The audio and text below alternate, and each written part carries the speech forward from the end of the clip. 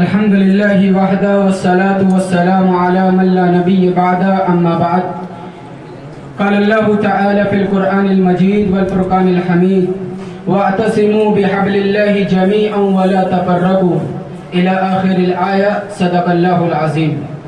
ولا تكونوا كالذين تفرقوا واختلفوا من بعد ما جاءهم البينات وأولئك لهم عذاب عظيم. حضرات، انسان اجتماعیت پسند ہے اور یہ اجتماعیت اس کی فطرت نہیں بلکہ اس کی ضرورت ہے. یہ ایک ایسی خوبی ہے جو انسان کو پستیوں سے نکال کر عروج الاقبال کے تخت پر بٹھا دیتی ہے، اور ایک ایسا راز ہے جس کے پر لگا کر انسان فضا میں اڑ سکتا ہے. یہ ایک ایسی صفت ہے جس کی بدولت ایک کامیابی کے بعد دوسری کامیابی اس کے قدم چومنے کے لیے بےتاب نظر آتی ہے. اور یہ ایک ایسا ہتھیار ہے جس کی بدولت انسان عرش بری کے پاؤں چھوتا نظر آتا ہے اور روح القدس اس کی تعریف میں پھول نچھاور کرتے نظر آتے ہیں.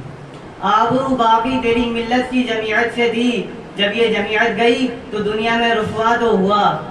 حضرات، جو انفرادیت اختیار کرتے ہیں وہ کبھی بھی خوشی کی بہار نہیں دیکھ سکتے، اور جو مصائب و آلام کی چکی میں پس کر بھی اپنے سینے میں اس جمعیت کو جگہ دیتے ہیں، ان پر بہار پھر کچھ اس طریقے سے آتی ہے کہ بلبل کی مہک میں ان کے نغمے، پھولوں کی خوشبو میں ان کی مہک، گلوں کی شادابی میں ان کا تبسم، چاند کی کرنوں میں ان کا حسن، کوہساروں کی ہیبت میں ان کا جلال، شفق کی سرخی میں ان کا لہو، دریا کی طغیانی میں ان کی ادوار، اور سمندر کی لہروں میں ان کی جوانی نمایاں نظر آتی ہے.